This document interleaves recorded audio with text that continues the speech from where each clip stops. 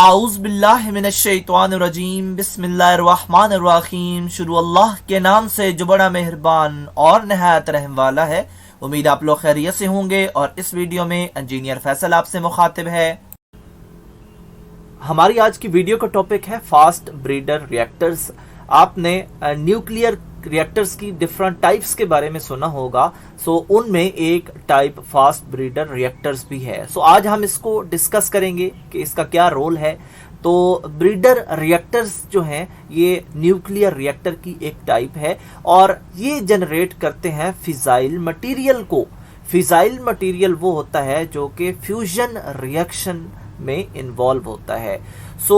इसका मतलब ये हुआ कि जो इसके अंदर फ्यूल डाला जा रहा है वो फिजाइल नहीं है, तो ये उसको फिजाइल मटेरियल में कन्वर्ट करते हैं। जो फिजाइल मटेरियल्स होते हैं वो कौन से होते हैं? वो यूरेनियम 235 और प्लूटोनियम Pu 239 इसमें शामिल हैं।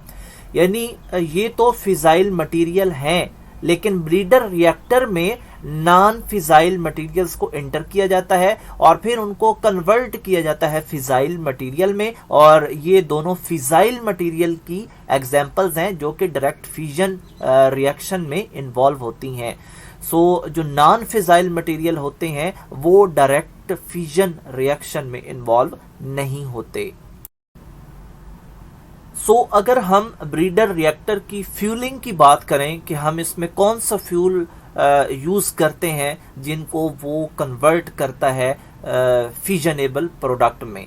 जो ईज़िली कॉमनली अवेलेबल आइसोटोप्स हैं उनमें यूरेनियम 238 और थोरियम 232 शामिल हैं। और ये जो है ये फिजनेबल नहीं है, ये यानी उसमें शामिल करने से डायरेक्ट फ्यूजन रिएक्शन में इन्वॉल्व नहीं होंगे।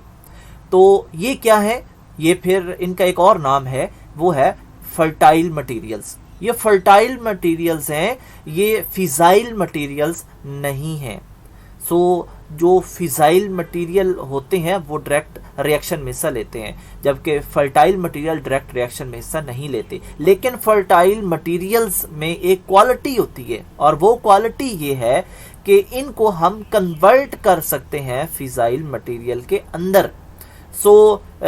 जो भी फर्टाइल मटेरियल होगा वो ईजिली हम कन्वर्ट कर सकते हैं फिजाइल मटेरियल के अंदर। और ये कन्वर्जन कौन करता है? ये काम करता है फास्ट ब्रीडर रिएक्टर, जिसको हम आज डिस्कस कर रहे हैं। हम इनको कैसे कन्वर्ट करते हैं? हम इनको न्यूट्रॉन ऑब्जॉर्प्शन की वजह से कन्वर्ट करते हैं। यहाँ पे आप देख सकते हैं कि यूरेनियम 238 है और थोरियम 232 है।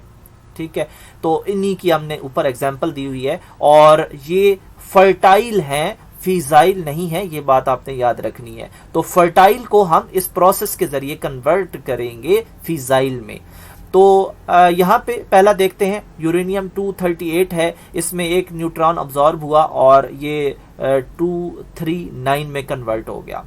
ठीक है, उसके बाद यहाँ पे आप देख सकते हैं नेगेटिव बीटा लिखा है, तो यहाँ पे बीटा डीके होता है, ये एक प्रोसेस है और उसके ज़रिए जो इसके न्यूट्रॉन प्रोटॉन है ये चेंज होते रहते हैं। कभी प्लस बीटा लिखा जाता है, कभी नेगेटिव बीटा लिखा जाता है। तो जब नेगेटिव लिखा जाता है तो इसके ये जो 92 है ये 93, यानी एक हर बीटा रिएक्शन के नतीजे में उसका एक नंबर बढ़ जाता है अगर नेगेटिव होगा। तो अगर प्लस होगा तो कम होगा। तो 92 है तो 93 हो गया बीटा डीके की वजह से। और ऊपर क्या हुआ? ऊपर एक न्यूट्रॉन जो है वो उसमें शामिल हो गया और ये प्लूटोनियम 239 तक पहुंच गए हैं। अब मजीद इसका बीटा डीके होगा, 93 से 94 हो जाएगा और ये कन्वर्ट हो जाएगा Pu 239 में। तो ये जो Pu 239 है ये एक फिजाइल मटेरियल है जो कि डायरेक्ट फ्यूजन रिएक्शन में इन्वॉल्व हो जाएगा। तो अगर हम देखें, यहाँ पे हमने पहले बात की थी यूरेनियम प्लूटोनियम 239, तो ये जो है उस फास्ट ब्रीडर रिएक्टर की प्रोडक्ट्स हैं जो कि फिजाइल होती हैं और मज़ीद रिएक्शन में हिस्सा लेती हैं। इसकी और एग्जांपल आप लें तो थोरियम है। थोरियम में भी इसी तरह एक न्यूट्रॉन यहाँ पे ऑब्जर्व हुआ तो ये 233 में कन्वर्ट हो गया, और इसी तरह बीटा डीके की वजह से जो इसके यहाँ पे 60 है तो वो प्लूटोनियम में कन्वर्ट होने की वजह से 91 पे चला गया। तो ये बीटा डीके की वजह से होता रहता है। इसका जो टॉप है आपने इस पे ज़्यादा कंसंट्रेट करना है 233। तो अब ये प्लूटोनियम जो है ये यूरेनियम 233 में कन्वर्ट हो गया है, और ये जो यूरेनियम 233 है ये एक फिजाइल मटेरियल है और ये फ्यूजन रिएक्शन में जाके इन्वॉल्व होगा।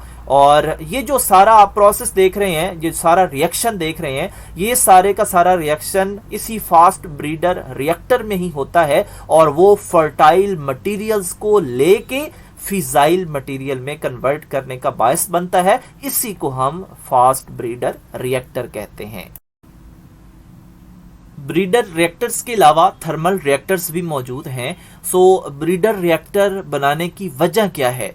क्योंकि जो थर्मल रिएक्टर्स हैं वो अपने फ्यूल को अच्छी तरह एफिशिएंटली यूटिलाइज नहीं कर पाते, और उसकी एक वजह है जिसकी वजह से ब्रीडर रिएक्टर बनाया गया है। वजह ये है कि जो हमारा फ्यूल होता है यानी यूरेनियम, रॉ यूरेनियम, उसके अंदर क्योंकि दोनों आइसोटोप्स शामिल होते हैं, यूरेनियम 235 भी और यूरेनियम 238 भी।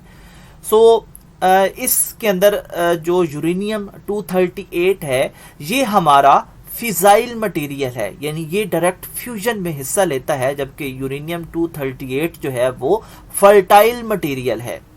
तो अगर हम ब्रीडर रिएक्टर के अलावा कोई रिएक्टर इस्तेमाल करेंगे तो वो सिर्फ यूरेनियम 235 को ही फ्यूजन प्रोसेस में इन्वॉल्व करेगा, जबकि जो यूरेनियम 238 है वो अनरिएक्टेड रहेगा। ब्रीडर रिएक्टर क्या करते हैं कि वो यूरेनियम 235 को रिएक्शन में डालते हैं और यूरेनियम 238 को मजीद कन्वर्ट करते हैं फिजाइल मटेरियल में, और ये यानी साइमल्टेनियसली प्रोसेस होता है, एक ही दफ़ा ये प्रोसेस होता है एक ही रिएक्टर के अंदर एक ही टाइम में। जो हमारे पास नेचुरल यूरेनियम है उसके अंदर 0.7% यूरेनियम 235 आइसोटोप होता है जो कि डायरेक्ट उस फ्यूजन रिएक्शन में हिस्सा लेता है।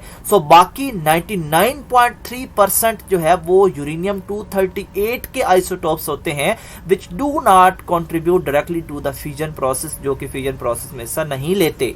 अब आपको समझ आई होगी कि हमने ब्रीडर रिएक्टर क्यों पढ़ा और ब्रीडर रिएक्टर की वजह क्या है।